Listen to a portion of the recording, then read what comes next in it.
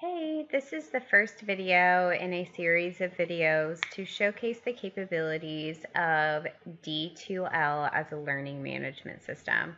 So I'm going to show you first the getting started elements of D2L, which talks about activating your course, and it also talks about how to enroll students into your course. So with that being said, let's get started. This is the home page of a course that is in development. It doesn't have a lot here because we haven't created a lot yet.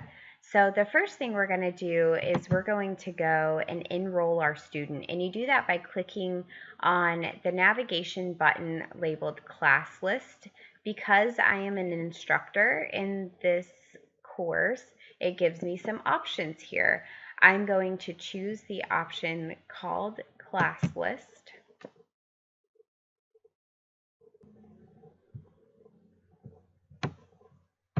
And what I'm going to do is I'm going to start with going to the blue button here that is labeled Add Participants.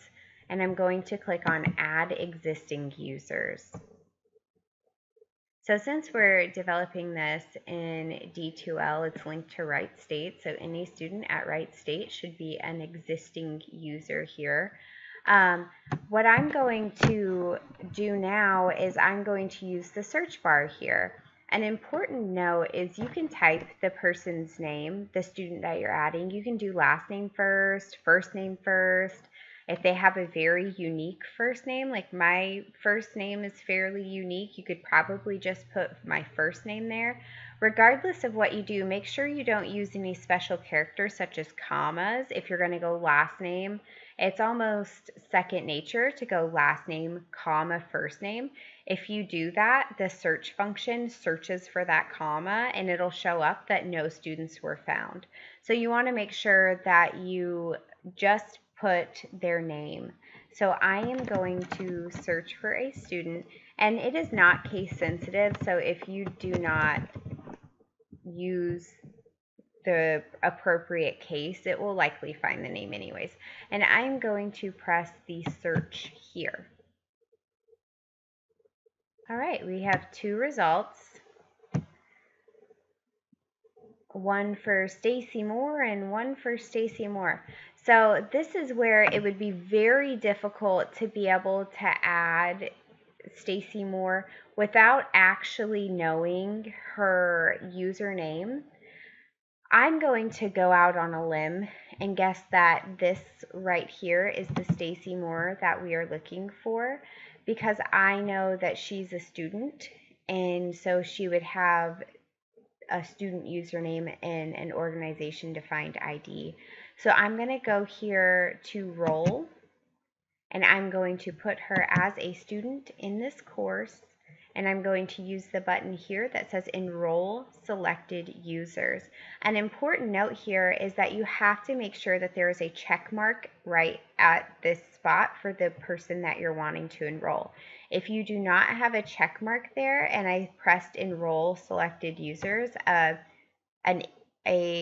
pop-up would come up saying that there has to be a check mark next to that user.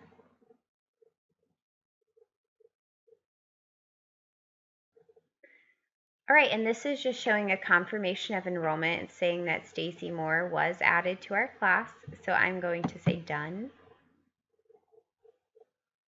Okay, and then the other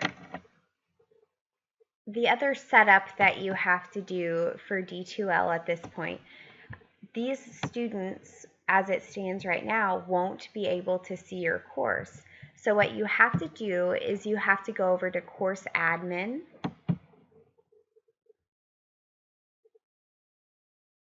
And what we're doing right now is we're going to go ahead and activate your course so that your students can see your course. Of course, if this was an actual course that you were launching, you wouldn't necessarily want to do this before you were done developing it, but it's always an option to go ahead and launch it even if you're making changes as you go. That's totally up to you as an instructor. So here you see course offering information. You're going to click on that. And this is where it has some information about your course. It has your course offering name, your course offering code, the department that it's linked to, And what we are concerned about is right here where it says active.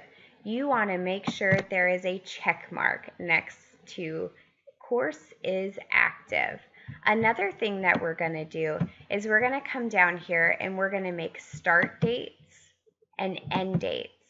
And the start date shows that the course is now open. What you can do with these course start dates, say you're building your course months in advance, which you really should be.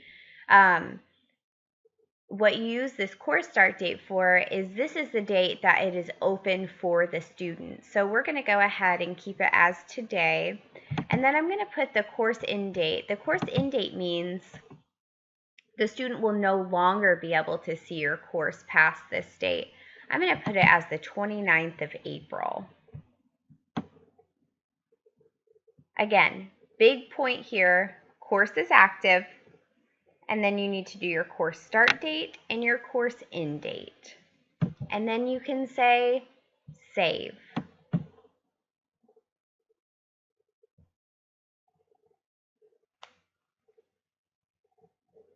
And there you go. It says that it was saved successfully.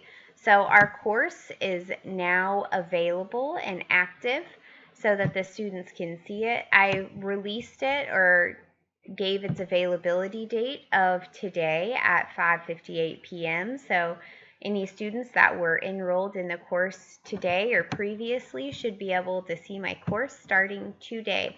If I set that date for, say, the 13th of April, again, just to kind of hit the nail on the head, is that the student wouldn't be, if I was still editing and still developing my course, the student wouldn't be able to see it until that course start date. So keep that in mind with developing. That closes out the getting started portion, develop the setting up of D2L. I will see you in the next video where we're going to talk about some more features in D2L.